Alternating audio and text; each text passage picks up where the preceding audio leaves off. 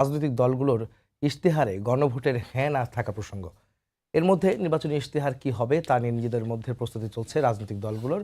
জনগণের অধিকার ও জুলাই সনদ বাস্তবায়ন প্রক্রিয়া প্রাধান্য আর এসব নিয়ে কথা বলতে আমাদের স্টুডিওতে উপস্থিত আছেন সামান্তা শারমিন, সিনিয়র যুগ্ম আহ্বায়ক, জাতীয় নাগরিক পার্টি, এবং শেখ রবিউল আলম রবি, সদস্য, জাতীয় নির্বাহী কমিটি, বিএনপি।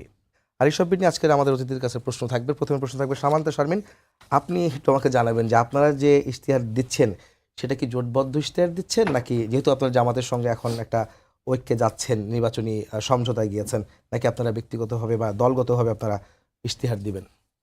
ধন্যবাদ আপনার প্রশ্নের জন্য। আর সময় টেলিভিশনের সকল কলাকুশলী যারা আছেন আর যারা দেখছেন, সেই সাথে আমার সহ আলোচক সকলকে সালাম ও শুভেচ্ছা। আসলে জোট গঠনের পরবর্তী সময়েই আমাদের অনেকগুলো বিষয়কে হ্যান্ডেল করতে হয়েছে দলগতভাবে, এবং সেই সাথে আমাদের দেখবেন যে শুরু থেকে গণভোটের প্রসঙ্গটা আমাদের দলগতভাবে কিন্তু সবচাইতে কনসার্নের বিষয়। সেখানে গণভোট ইশতেহারে সবচাইতে গুরুত্বপূর্ণ জায়গা করে নেবে, এটাই আশা করছি। জোটগতভাবে কিছু ইশতেহার থাকতে পারে, সেটা সম্ভাবনা আছে। তবে জোটের যে পরিস্থিতি সেটা সংকটাপন্ন অবস্থায় আছে বলে দেখছি। আশা করি যে এই সংকটগুলো কাটিয়ে উঠে একটা যৌথ ইশতেহারও আমরা পেতে পারি। কিন্তু আমার কাছে মনে হয় এই মুহূর্তে এই নির্বাচনটি আসলে প্রার্থীর ব্যক্তিগত যে অভিরুচি এবং তার যে পলিটিক্যাল ড্রিম সেটা মোতাবেক হতে পারে। সো আমি যেটা জানতে পেরেছি, বিভিন্ন প্রার্থীরা তাদের ওয়ার্ড এবং ইউনিয়নগুলো, সেই সাথে তাদের থানাভিত্তিক সমস্যাগুলোকে চিহ্নিত করে তারা আসলে তাদের আসন ভিত্তিক ইশতেহারগুলোকেই মানে বেশি গুরুত্বের পর্যায়ে রাখছেন। এবং সেখানে অবশ্যই গণভোটকে এনসিপি যেহেতু গণভ্যুত্থানকে ধারণ করছে এরকম একটি দল, তার প্রায়র কনসার্ন হচ্ছে গণভোটকে জিতিয়ে আনা। যদি গণভোট জিতে আসে তাহলে এনসিপিও জিতে যাবে। আমরা আগস্টে দেখেছিলাম যে আপনারা 24 দফা ইশতেহারের একটা বিষয় আলোচনায় আনছিলেন। সেই 24 দফা কি এখনো আছে, নাকি সেটা জোটের সাথে মিশে যাচ্ছে বা এমন কিছু হবে? না, এটা এনসিপির রাষ্ট্রকল্প, আপনি এভাবে বলতে পারেন। সেখানে গণপরিষদ নির্বাচন 1 নাম্বার দফা ছিল, দ্বিতীয় দফা হচ্ছে সেকেন্ড রিপাবলিক। তো এই দফাগুলো আসলে বাংলাদেশের ভবিষ্যৎ রাজনৈতিক কাঠামোকে নির্দেশ করে। আর এনসিপি এই লক্ষ্যে কাজ করবে। নির্বাচন ভিত্তিক তার কিছু নির্দিষ্ট কার্যপরিকল্পনা থাকবে, এটা সত্য। কিন্তু নির্বাচন ছাড়াও বাংলাদেশের রাজনীতি এবং ভবিষ্যৎ কিভাবে আমরা তৈরি করতে চাই, এটার ইশতেহার হচ্ছে 24 দফার ইশতেহার। 24 দফা ইশতেহারটা আমাদের যে ওয়েবসাইট সেখানে আছে। এটা নিয়ে আমরা বিভিন্ন সময় যখন প্রসঙ্গ আসে বা নিজেরাও প্রসঙ্গ তৈরি করে আমরা এটা নিয়ে আলাপ করছি। জি, আপনাদের দলের অস্থিরতা কি কমেছে? এখন যে অবস্থা দাঁড়িয়েছিল, অনেকে দল ছেড়েছেন, কেউ নির্বাচন থেকে সরে এসেছেন, আপনারাও বেশ কিছু আপত্তি জানিয়েছিলেন, সেগুলির অবস্থা কি এখন? দলের অবস্থাটা কি? না, এটা শুধু আপত্তি না, এটা আমাদের জায়গা থেকে আমরা এটা জোটের বিরোধিতা করেছি। আবার দলের এটা সংখ্যাগরিষ্ঠের মতামতের ভিত্তিতে এটা গড়ে ওঠা একটি জোট, এটাও যেমন সত্য। একই সাথে যারা বিরোধিতা করেছেন তাদের মতামতগুলো এখানে গুরুত্বপূর্ণ। আমার কাছে মনে হয় যে অস্থিরতা কমতে কিছুটা সময় লাগতে পারে। তবে আমার কাছে মনে হয় যে গণভোটের প্রসঙ্গটা, বা এখন যেমন হবিগঞ্জের বৈষম্য বিরোধী যে সদস্য সচিব, তাকে যেমন তার একটা মানে মন্তব্যের জন্য তাকে পুলিশ গ্রেফতার করেছে কিনা এটা আমার এখনো পরিষ্কার না। যদি তাই হয়ে থাকে তাহলে কিন্তু এখানে জুলাইয়ের যারা ফ্রন্টলাইনার এবং যারা বিভিন্ন এলাকায় গুরুত্বপূর্ণ ভূমিকা পালন করেছে তাদের কিন্তু জীবনের শঙ্কা রয়েছে। তো এইসব ক্ষেত্রে কিন্তু আসলে জুলাইটাই প্রাধান্য পাবে। এবং আমাদের দলের মধ্যে যারা এখনো কাজ করছেন তারা নিশ্চয়ই একটা পর্যায়ে এই সব কিছুকে একত্র করে নিজেদের যে জুলাই সেটাকেই প্রাধান্য করে তুলবে তাদের রাজনীতিতে, এটা আশা করি। জি, শেখ রবিউল আলম রবি, আপনার কাছে যেতে চাই। ইশতেহারের কথা যখন আসছে, জনতার ইশতেহার তো মূলত আসলে জনগণকে, জনগণের অধিকার বা জনগণের চাওয়াটাকে আসলে প্রাধান্য দেওয়া হয়। তো আপনারাও তো প্রস্তুতি নিচ্ছেন ইশতেহারে কি আসবে বা না আসবে, বা কোনটাকে বেশি প্রাধান্য দিবেন। তো আপনারা আসলে কোন বিষয়টাকে আসলে প্রাধান্য দিচ্ছেন ইশতেহারে? আপনাদের ইশতেহারের প্রস্তুতি কতদূর? ইশতেহার প্রায় চূড়ান্ত পর্যায়ে কাজ চলছে, প্রায় চূড়ান্ত পর্যায়ে। ধন্যবাদ আমার সহালোচক এবং এই মুহূর্তে যারা সময় টিভির সাথে যুক্ত আছেন। জাতীয় নির্বাচনের ইশতেহার হচ্ছে জাতির উদ্দেশ্যে জাতীয়ভাবে হয়, প্রার্থী তার এলাকার জন্য খুব ইশতেহার করার সুযোগ নেই, কিছু অঙ্গীকার করতে পারে, যার ফলে প্রত্যেকটা জাতীয় নির্বাচনে প্রত্যেকটি রাজনৈতিক দল সে জাতির সামনে তার করণীয় উপস্থাপন করে, চেষ্টা করে জাতির আকাঙ্ক্ষা ধারণ করতে, চেষ্টা করে জাতীয় সমৃদ্ধি নিশ্চিত করতে। তো সেই জায়গা থেকে মানুষের যে প্রত্যাশা সেটা প্রাধান্য পাবে। আর মানুষের প্রত্যাশা ধারণ করে অনেক আগেই আমরা 31 দফা অঙ্গীকার করেছিলাম জাতির কাছে, তার আলোকে ইশতেহার হবে এবং সেটাকে প্রাধান্য দিয়ে। এর মধ্যে আবার সামাজিক উন্নয়নের 7টি খাত অগ্রাধিকার পেয়েছে, সেটাও আমরা ইশতেহারে আনছি, যার সুফল একবার জনগণ খুব সহজে বুঝতে পারবে। 31 দফার মধ্যে তো প্রাতিষ্ঠানিক সংস্কার আছে, সাংবিধানিক সংস্কার আছে, এই জিনিসগুলি ইতিমধ্যে জনগণ অবগত আছে। কিন্তু জনগণ চায় রাষ্ট্রে সরকার প্রতিষ্ঠিত হলে তার প্রত্যক্ষ সুবিধাগুলি কি আছে। সাংবিধানিক সংস্কারের মধ্যে রাষ্ট্রের ইন্টারেস্ট রয়েছে, জনগণের ইন্টারেস্ট রয়েছে, জনগণের কল্যাণ রয়েছে, জনগণের আপনার সমৃদ্ধি রয়েছে, কিন্তু সেটা একটা পরোক্ষ। আর প্রত্যক্ষভাবে কিন্তু বাংলাদেশের জনগণ সরকারের কাছ থেকে, রাষ্ট্রের কাছ থেকে কিছু সুবিধা ডিজার্ভ করে, সেগুলো আমরা প্রাধান্য দিচ্ছি। যার ফলে আগামী দিনের বাংলাদেশ, আগামী দিনের মানুষের সমস্যা এবং আগামী দিনে বাংলাদেশের মানুষের সমৃদ্ধির বিবেচনা রেখেই বিএনপি নির্বাচনী ইশতেহার চূড়ান্ত পথে। নিশ্চয়ই অতীতেও বিএনপি কিন্তু আপনার নির্বাচনী ইশতেহার জনগণের কাছে দিয়েছে, জনগণ তার উপর আস্থা রেখেছে, নির্বাচিত করেছে, সরকার গঠন করেছে, রাষ্ট্র ব্যবস্থাপনা করেছে। যার ফলে বিএনপির জন্য খুব একটা চ্যালেঞ্জ হচ্ছে না, এই কারণে মানুষের প্রত্যাশাটা ধারণ করতে হচ্ছে এবং আমরা মনে করি প্রত্যাশাটা আমরা ধারণ করতে পারছি বিদায় তো জনগণের উপর আস্থা রাখছি। নির্বাচনের দাবি দীর্ঘদিন ধরে আমাদের ছিল, আমরা জনগণের প্রত্যক্ষ ভোটের মাধ্যমেই একটা রাষ্ট্র ব্যবস্থাপনার উপযুক্ত কর্তৃপক্ষ চাই, জনগণ পছন্দের যে কোনো রাজনৈতিক দলকে বেছে নিবে। কিন্তু জনগণের প্রতি আমাদের আস্থা আছে বিধায় জন আকাঙ্ক্ষা ধারণ করে ইশতেহার করছি। আমার বিশ্বাস জনগণের প্রত্যাশা পূরণে আমাদের ইশতেহার উপযুক্ত হবে এবং ওই ইশতেহারের প্রতি জনগণ সমর্থন দিয়ে আগামী দিনে রাষ্ট্র ব্যবস্থাপনার সুযোগ আমাদেরকে করে দেবে। আপনার সম্ভবত 2022 সালে বা 23 সালে আপনারা 31 দফা দিয়েছিলেন। 31 দফা এখন বলছেন যে 31 দফাটা আসলে মূলত ইশতেহারে সংযুক্ত হবে বা তাকে প্রাধান্য দিবেন। নতুন করে কোন কোন বিষয়গুলো যুক্ত হচ্ছে আসলে এখানে? আমি আপনাকে বলেছি যে সামাজিক উন্নয়নের ক্ষেত্রে বেশ কিছু 8টি দফাকে আমরা চিহ্নিত করেছি। নতুন করে 8টি দফা। 8টি দফা ওই 31 দফার মধ্য থেকে ধরেন রাষ্ট্রীয় সংস্কারের জন্য যেটা আছে সেটা তো অনেকটা হয়ে গিয়েছে। জি। ধরেন সাংবিধানিক সংস্কার, প্রাতিষ্ঠানিক সংস্কার, প্রশাসনিক সংস্কার, অনেকগুলি জায়গা কিন্তু আমরা করে ফেলতে সক্ষম হয়েছি। জুলাই সনদ যখন চূড়ান্ত হয়েছে এবং জুলাই সনদ বাস্তবায়ন করবার প্রক্রিয়াও নির্ধারণ হয়েছে, রাজনৈতিক দলগুলি একত্রতা প্রকাশ করেছে, জনগণের কনসার্ন নেওয়ার জন্য আমরা হা ভোট নিয়ে জনগণের কাছে যাচ্ছি। জনগণ যখনই হা ভোটের পক্ষে রায় দেবে এবং হা ভোট প্রতিষ্ঠিত করা, জয়যুক্ত করার ক্রিয়াশীল সব রাজনৈতিক দলের দায়িত্ব, বিএনপিরও দায়িত্ব। বিএনপি এটাকেও ধরেন খুবই ইম্প্যাসিস দিচ্ছে, খুবই গুরুত্ব দিচ্ছে। তো সেগুলি হলে তো দেখবেন অনেকটা এই সাংবিধানিক সংস্কারের অনেক অংশটা হয়ে যাবে। দু একটা জায়গা আমাদের নোট অফ ডিসেন্ট আছে, কিন্তু তারপরেও জনগণ যদি হাকে বিজয়ী করে, যেভাবে সরকার অন্তর্বর্তীকালীন সরকার উপস্থাপন করেছে জনগণের কাছে, সেটা বিজয়ী হলে নিশ্চয়ই আমরা তার প্রতি মনোযোগী থাকব, কারণ জনগণের রায় চূড়ান্ত। সেখানে হয়তো আমাদের ধরেন ওই নোট অফ ডিসেন্ট যেটা আছে সেটা যদি মনে হয়, বিশেষ করে একটি জায়গার কথা আমি বলতে চাই, সেটা যদি জনগণ হাকে জয়যুক্ত করে, আমাদেরও মানে জনমত গঠনের যে প্রক্রিয়া আছে দলের, তার মাধ্যমে নিশ্চয়ই তার প্রতি আমরা লয়াল থাকবো। বাকি যে 16টি জায়গা আছে যেখানে আমাদের দ্বিমত ছিল, মানে রাজনৈতিক দলগুলির দ্বিমত আছে, 30টা বিষয় তো সবাই একমত হতে পেরেছে, তো সেটা তো বাস্তবায়ন হবে যে দলই ক্ষমতায় যাক না কেন। বাকি 16টির বিষয় যেখানে যেখানে আমাদের যে অবস্থান আছে সেটা তো বলা হয়েছে যে দল ক্ষমতায় যাবে সে তার ওই অবস্থান অনুযায়ী সেটা বাস্তবায়ন করবে। এটা কিন্তু ওই হানা ভোটের মধ্যে আছে, যার ফলে আমি এটাকে খুব চ্যালেঞ্জ দেখছি না। আমরা দেখছি যে আমরা রাষ্ট্র বিনির্মাণে নতুনভাবে খুব কাছাকাছি আছি, জনগণের সমস্যা এবং জনগণের আকাঙ্ক্ষাও যথা উপযুক্তভাবে ধারণ করতে পারছি। নির্বাচনের পর নিশ্চয়ই নতুন বাংলাদেশ বিনির্মাণ এবং জনগণের স্বার্থ রক্ষা করতে একটা সরকার হবে বলে আমার দৃঢ় বিশ্বাস। বিএনপি যদি সে দায়িত্ব পায় অথবা জনগণ যদি বিএনপির উপর ওই আস্থা রাখে, নিশ্চয়ই বিএনপি বাংলাদেশের জনগণকে আশাহত করবে না। রবি ভাই, এখানে একটা প্রশ্ন আছে, সেটা হচ্ছে যে আপনি যেমন বলছিলেন যে আপনারা যদি জয়যুক্ত হয় তাহলে সেটা নিয়ে আপনারা কাজ করবেন, সেটা আপনার প্রতিশ্রুতি আগেও দিয়েছেন। কিন্তু এই বিষয়তে আমরা খেয়াল করেছিলাম যে আপনাদেরকে এই বিষয়ে একটা ব্যাখ্যা দেওয়া হয় অন্য রাজনৈতিক দল বা অন্য কোনো ব্যক্তি বা বিভিন্ন শ্রেণী পেশার মানুষ, যে আপনারা আসলে গণভোটের পক্ষে নন, আপনারা হ্যাঁর পক্ষে না, মানে আপনাদেরকে এইভাবে দাঁড় করানো হয়। সেটা আসলে কীভাবে খণ্ডাবেন আপনারা? এটা তাদের রাজনৈতিক দৈন্যতা।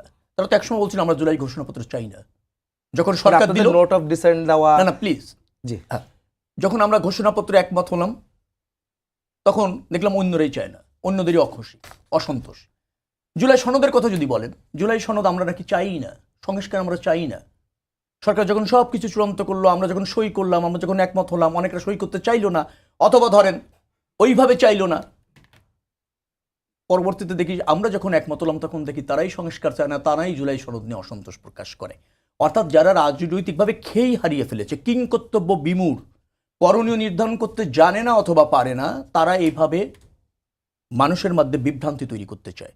মনে রাখবেন, এই যে জুলাই সনদ, এটা বাস্তবায়ন করবার ক্ষেত্রে এবং এই জুলাই সনদের প্রবক্তাও অনেক অংশে আমরা, কারণ এই সংস্কারগুলি আমরা সবার আগে অনুধাবন করেছি, আমরাই জনগণের কাছে অঙ্গীকার করেছি। হ্যাঁ, পরবর্তীতে অন্য রাজনৈতিক দলও করেছে, আমি দ্বিমত করছি না, কিন্তু তারা জুলাই সনদ আমরা চাই না এই ধরনের অপপ্রচার করে রাজনৈতিক সুবিধা নিতে চায়। কিন্তু দিন শেষে বাংলাদেশের মানুষ জানে যে এই জুলাই সনদ বাস্তবায়ন এখন শুধুমাত্র আনুষ্ঠানিকতার অপেক্ষায় বাস্তবায়ন হতে যাচ্ছে। জুলাই সনদ বাস্তবায়ন করবার জন্য আমরা সই করেছি, এই প্রক্রিয়ার সাথে একমত হয়েছি, সরকার যে গণভোটে গিয়েছে এবং গণভোটের প্রস্তাবনাটা আমাদের ছিল, যার ফলে জুলাই সনদ আমরা চাই, হা ভোটকে আমরা জয়যুক্ত করতে চাই এবং জনগণ হা ভোটে দিয়ে যখন জুলাই সনদ বাস্তবায়ন করবার জন্য এই প্রক্রিয়াকে উইন করাবে, নিশ্চয়ই বিএনপি ক্ষমতায় যদি যায় এই আঙ্গিকে, এই গণভোটের হা ভোটকে রেসপেক্ট করে রাষ্ট্রটা প্রতিষ্ঠিত করবে। জি, সামন্ত সাহেব আপনি তো বলেন, যে উনি বলছিলেন যে জুলাই যদি গণভোট যদি পাশ করে হ্যাঁ পক্ষে তারা থাকছেন, আবার তারা বলছেন যে যারা বলছে যে বিএনপি সংস্কারের পক্ষে নয় বা এই ধরনের বক্তব্য দিয়ে তারা আসলে রাজনৈতিক ফায়দা নেওয়ার চেষ্টা করছে। আপনি কি একমত, বা আপনি কি বলবেন, ব্যাখ্যা কি দিবেন, বা কারা এরা? মানে আমার কাছে মনে হয় যে কিছু তথ্যের সার্কুলেশনের ঘাটতি আছে। আমি যতটুকু জানি যে বিএনপির বিভিন্ন মানে একদম রুট লেভেলে যে আসনগুলো আছে, ঢাকা বা বিভাগীয় শহর এটা নাও হতে পারে, কিন্তু রুট লেভেলে কিছু আসন আছে যেখানে আসলে না ভোটের প্রচারণা ইন্টারনালি এটা বলা হচ্ছে। এবং কোনো তথ্য আছে আপনার কাছে? হ্যাঁ, এটা আমাদের দলগতভাবে আছে, যদি এটা প্রয়োজন হয় তাহলে আমরা দিতে পারি। এবং এই প্রচারণাগুলো হচ্ছে, এটা কিছুদিন আগেও ছিল, কিন্তু এখন হয়তো এই জোট টোট ইত্যাদি এবং মনোনয়নপত্র প্রদান, যেহেতু প্রচারণার এখন সুযোগ নাই, এই সব কিছু মিলিয়ে এটা কিছুটা স্তীমিত হয়েছে বলে আমার ধারণা। দ্বিতীয়ত, যে 31 দফার মধ্যে যে বিষয়গুলো এসছে, এর মধ্যে যেগুলো বিএনপির প্রস্তাবনা, মানে 31 দফা তো আসলে তার একদম রাষ্ট্রকল্পের চূড়ান্ত পর্যায়ে বলা যায়, তাই না? একদম এত বছরের ফ্যাসিস্ট আমলে তাদের কাছ থেকে আমরা এই ডকুমেন্টটা পেলাম, এবং এটা পাওয়ার পেছনে আসলে একটা ইতিহাস আছে, ওটাতে আমি পরে আসছি। 31 দফার মধ্যে আসলে অনেকগুলো বিষয় আছে, আপনি এখনো আপনার সামনে আছে, আপনি মিলিয়ে দেখতে পারেন যে 31 দফার মধ্যে যে বিষয়গুলো বিএনপি নিজে করবে বলে প্রতিজ্ঞা করেছে, সেই বিষয়গুলোতে নোট অফ ডিসেন্ট আছে। কিছু জায়গায় হয়তো বিতর্ক আছে, বা তারা চাচ্ছে যে এইটাই হবে না হোক, এইভাবে আসুক, মানে হ্যাঁ, তারা একমত হয়েছে, মানে নোট অফ ডিসেন্ট আছে। এটা হচ্ছে মানে নোট অফ ডিসেন্ট মানে তো এটা রবি ভাই খুব ভালোভাবেই এক্সপ্লেন করলো, এবং আমার মনে হয় আমি এই যে গণতান্ত্রিক ব্যাখ্যা নোট অফ ডিসেন্টের, এটার সাথে আমি একমত যে বিএনপি যদি পাওয়ারে আসে তাহলে ওনারা এটা করবেন না, বা ওনারা যেভাবে চান সেটা এভাবে করবেন। But the thing is that যে 31 দফায় এমন কিছু বিষয় আছে যে বিষয়গুলোতে বিএনপির আসলে নোট অফ ডিসেন্ট আছে। এটা হচ্ছে এখনকার মতো পরিস্থিতি। দ্বিতীয়ত বিষয় হচ্ছে যে জুলাই সনদ বা ঘোষণাপত্র, বা এই যে মানে ধরেন আমি সিরিয়ালি আসি, আমাদের মোস্ট প্রমিনেন্ট ডকুমেন্ট এখন কি?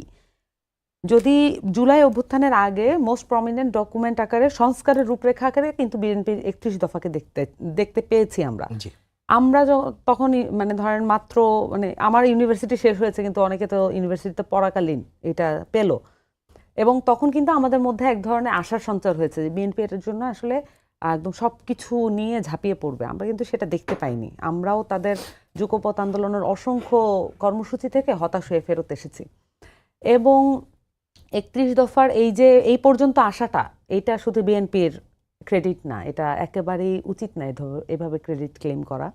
আমার কাছে মনে হয় যে এইটার পিছনে ছোট ছোট অসংখ্য দলের অসংখ্য সময় আছে, ভূমিকা আছে, এবং তাদেরকে এই পর্যন্ত নিয়ে আসার পেছনে তাদের রাজনৈতিক অবদান আছে। এটাকে অস্বীকার করলে বিএনপি আসলে একটা সর্বগ্রাসী দলে পরিণত হবে, যেটা আমরা কেউই চাই না। বিএনপির এখানে একটু গণতান্ত্রিক বলতে রূপ চাই আমাদের যে জন্য ওনারা আপনি দরকার। যেটা বলছেন সেটার সঙ্গে আমি একটু বলি যে ওনাদের কিন্তু প্রথম 27 দফা ছিল 31 দফার আগে, এবং তার পরবর্তীতে তাদের যুগপৎ আন্দোলনের শরিকদের সঙ্গে আলোচনা করে মতামত নিয়ে এটাকে পরে 31 31 দফায় সেটা এবং ওই বেড়েছে। প্রিভিয়াস যে 27 ওটারও অনেক এডিট ঘটেছে। তো জি, এটার একটা জি, জি, প্রেক্ষাপট আছে, মানে 31 দফাটা আসলে আচমকা ওহি হিসেবে আসে নাই, এটার একটা পরিক্রমা আছে মানুষের মধ্যে দিয়ে, এটার একটা রিফরমেশন ঘটেছে।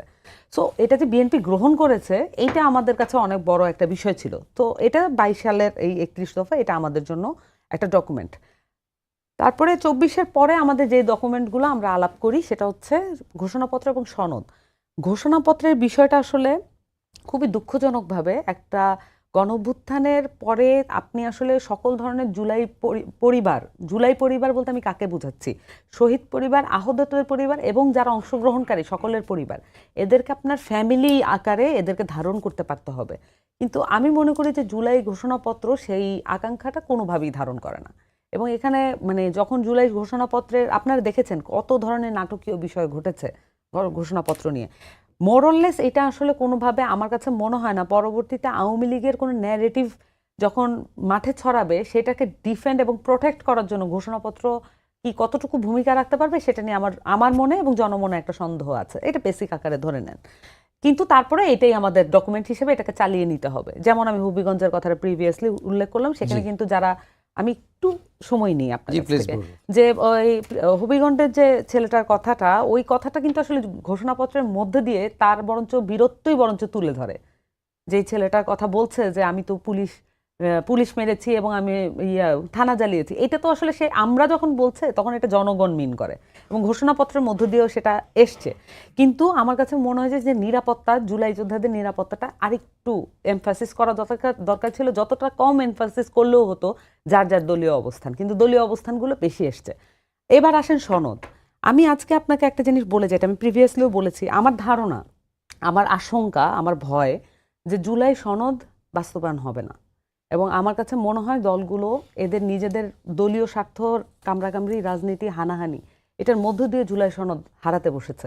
তো এই যে 3টা ডকুমেন্টের যে পর্যায়ক্রমিক ধারা, এইটা দেখে আমার কাছে মনে হয় যে আমাদের ডকুমেন্টেশন এবং ডকুমেন্ট তৈরিতে বিপ্লবী অবস্থান নেওয়াটাই সবচেয়ে বেশি যুক্তিযুক্ত ছিল। কিন্তু বিএনপির কাছ থেকে একটা ইয়াং জেনারেশন একজন প্রতিনিধি হিসেবে আমি অনেক বেশি মানে আশাহত হয়েছি, এবং এই যে এই পর্যন্ত আসা, বাংলাদেশের রাজনীতিতে এই পর্যন্ত আসা, এটা আমার কাছে মনে হয় যে তারা এটা না করলেও পারতেন।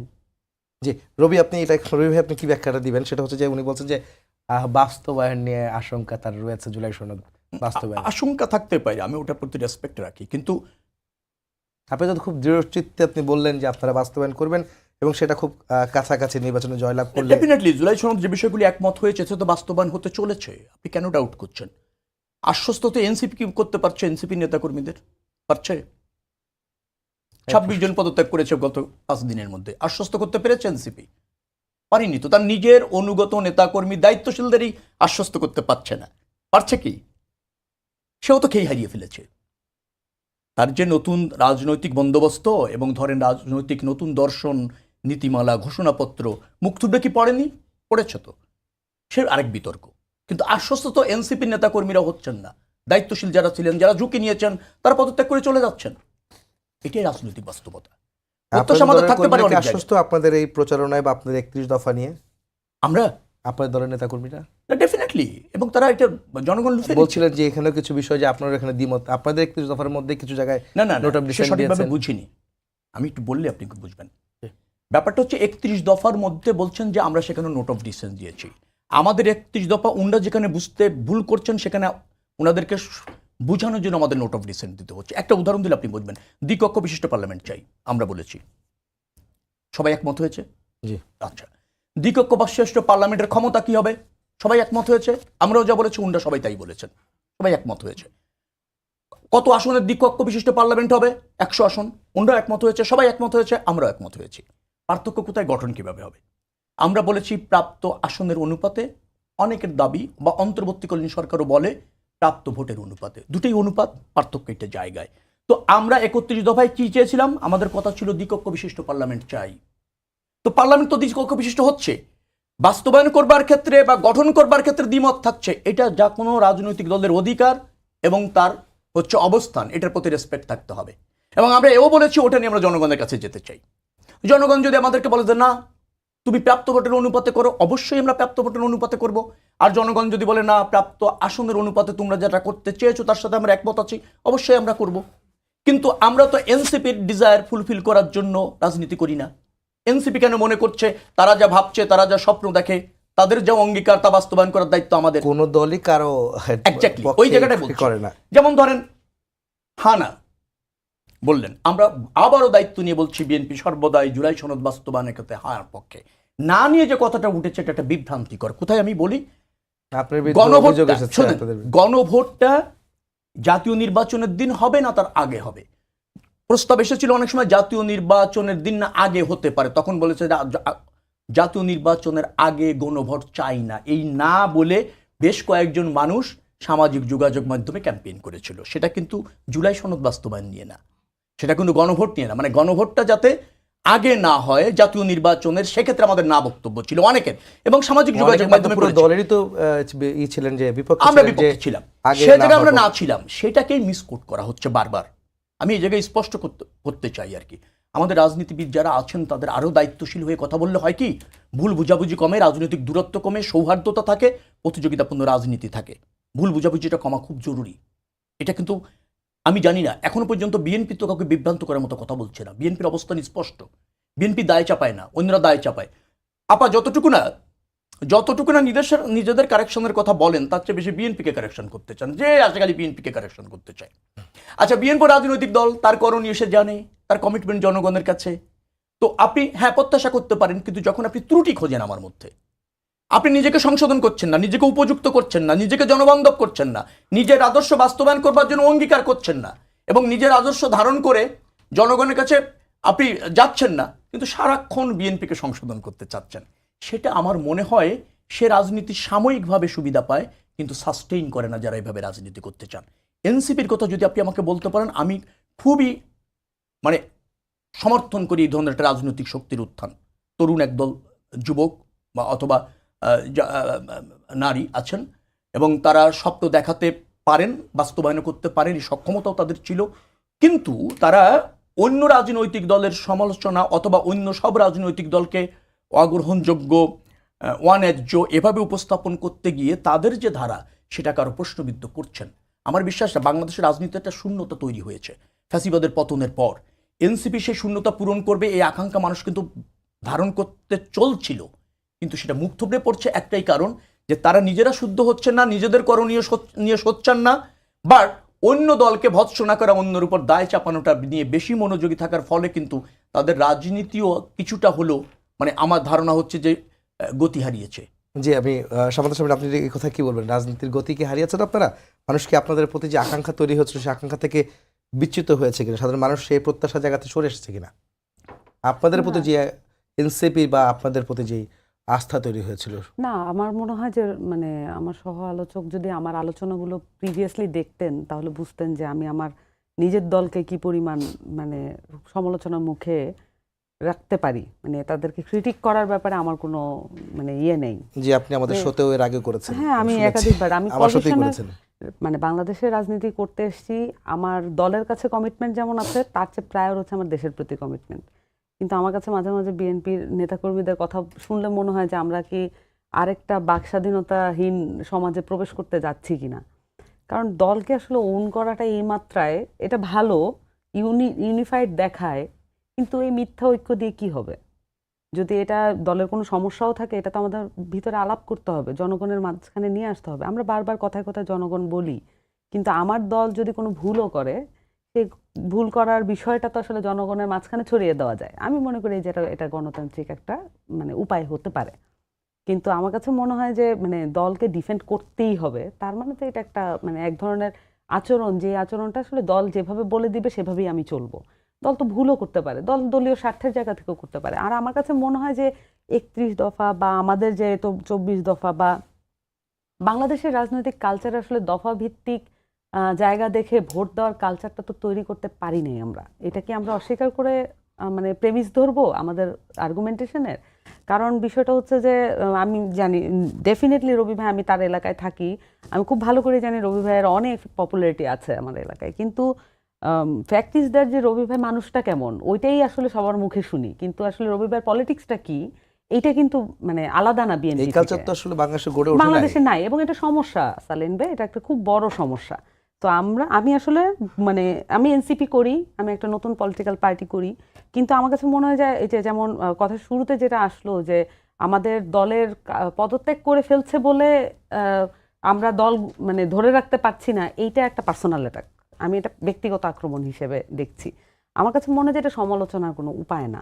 হ্যাঁ অবশ্যই সৌহার্দ্য, এই বিষয়গুলোতে আমি একমত, আমি অবশ্যই সৌহার্দ্য বজায় রাখতে চাই, কিন্তু আসলে মানে আমরা তো একটা ইয়াং জেনারেশনের যে সময়টা আসলে বিএনপির উপর ভরসা রেখেছিলাম, এই সময়টা তো আমাদের সবসময় মনে পড়ে, এবং যখন দল হিসেবে বিএনপি রিফর্ম ঘটে না, তখন আমার দলের মধ্যেও সমস্যা হয়। আমি এটা প্রিভিয়াসলিও বলেছি, বিএনপি জামাত যত দল আছে এরা কোনোভাবেই রাজনৈতিক দলগুলো নিজেদের সংস্কার করতে রাজি হয় নাই, এবং আমি আগেও বলেছি, আপনি খুঁজে দেখলে পাবেন 11-11 সময় আওয়ামী লীগ বিএনপি এই দুটো দলই একরকমের মিডিয়ার সামনে ক্রন্দনরত অবস্থায় বলেছেন যে তারা এইখান থেকে উত্তরণ হলে আল্লাহর নামে শপথ করে বলেছেন যে দল রিফর্ম করবেন, কিন্তু তারা সেটা করেন নাই। ফলত আমরা যে অনেকগুলো যে টাস্ক ফোর্স এগুলারও আমরা কোনো মানে আলোর মুখ রিপোর্ট দেখেনি আমরা কোনো আসলে। ইমপ্লিমেন্টেশন দেখিনি। আমার একটা আশঙ্কা, আমি রাজনীতিবিদ হিসেবে আশঙ্কা করার মধ্য দিয়ে কিন্তু আমি আমার পলিসিও নির্ধারণ করি।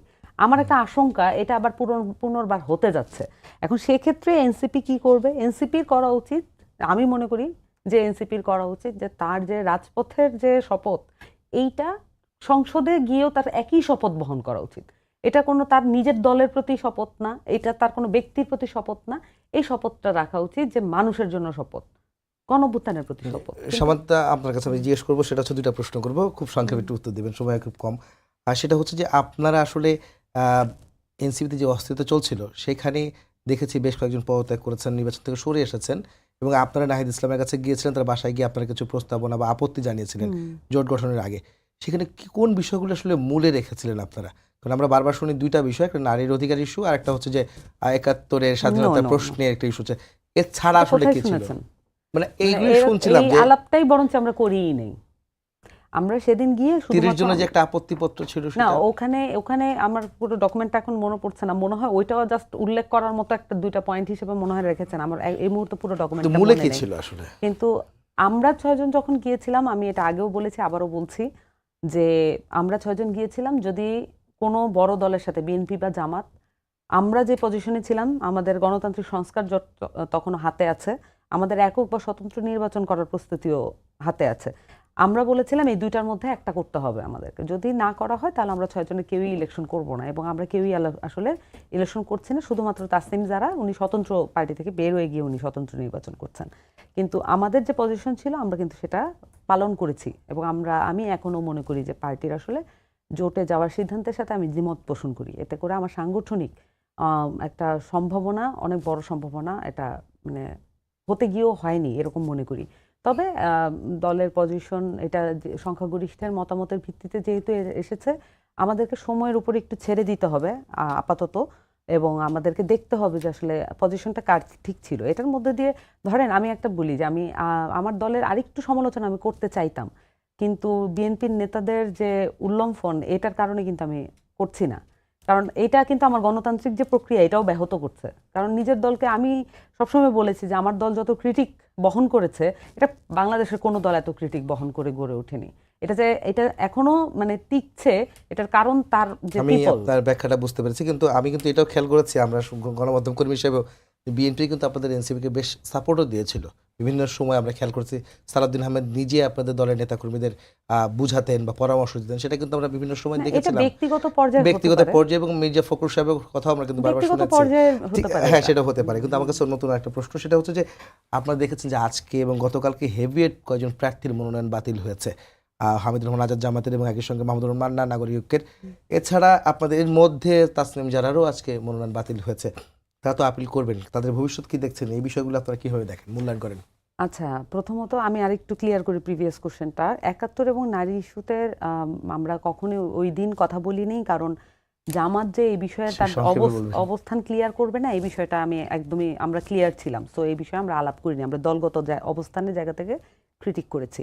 আর দ্বিতীয়ত মনোনয়নপত্র যে বাতিলের বিষয়টা, আমি মনে করি বাংলাদেশে যারা নির্বাচন করতে চায় এবং বিশেষ করে স্বতন্ত্র যারা নির্বাচন করতে চায় এবং যারা দল থেকেও করতে চায়, এই প্রসেসটা অত্যন্ত জটিল এবং এটা অযৌক্তিক। আমি মনে করি এই প্রসেসটা রিফর্ম হওয়া দরকার। মনোনয়নপত্র বাতিল করছেন, এখানে নির্বাচন কমিশন আগে থেকে একটা প্রশ্নবিদ্ধ বডি, তারা আসলে কিসের কোন বিবেচনা করছেন তারা কিন্তু, এবং তাসনিম জারার যে উনি স্বতন্ত্র প্রার্থী, ওনার কাছ থেকে জানতে পারলাম আসলে কি কি কারণ ধরে ওনাকে, কিন্তু বাকিদেরটা আসলে জানতে পারছি না, মানে কেন মনোনয়নপত্র বাতিল হচ্ছে, কেনই বা গৃহীত হচ্ছে বা কি কি বিষয়গুলো কিন্তু ক্লিয়ার না। তো নির্বাচন কমিশন আসলে রেগুলার বেসিসে তার ব্রিফ করার অভ্যাসটা করা উচিত। জি, শেখ রবিউল আলম রবি, আপনি একটু বলবেন যে আপনাদের তো এই মুহূর্তে শোক চলছে এবং রাষ্ট্রীয় শোক 3 দিন শেষ হচ্ছে, আপনার 7 দিনের শোকে আছেন যে বিএনপি চেয়ারপারসন বেগম খালেদা জিয়া প্রয়াত হয়েছেন তিনি। এই মুহূর্তে আসলে আরেকটি বিষয় সামনে আসছে যে বিএনপি চেয়ারপারসন, বিএনপির ভারপ্রাপ্ত চেয়ারম্যান, তিনি কবে নাগাদ ভারমুক্ত হবেন, কোন প্রক্রিয়ায়, সেটি কি কাউন্সিলের মাধ্যমে হবে নাকি স্থায়ী কমিটির বৈঠকের মাধ্যমে তাকে চেয়ারম্যানের পদে আসীন করা হবে? আমাদের গঠনতন্ত্রের সাথে গ অনুসারে তিনি এখন বিএনপি চেয়ারম্যান হতে পারবেন, কিন্তু তার পরবর্তীতে কাউন্সিলে আমার মনে হয় যে অনুমোদন করে নিতে হবে। সংক্ষেপে এইটুকুই বললাম আপনাকে। তারপরে স্ট্যান্ডিং কমিটি নিশ্চয়ই তার গঠনতন্ত্রের প্রক্রিয়াগুলি বিশ্লেষণ করছেন, গঠনতন্ত্র অনুসারেই উনি হবেন। হ্যাঁ, তো এখানে কোনো ব্যত্যয় আমি দেখছি না, তো সেই প্রক্রিয়ায় চলছে।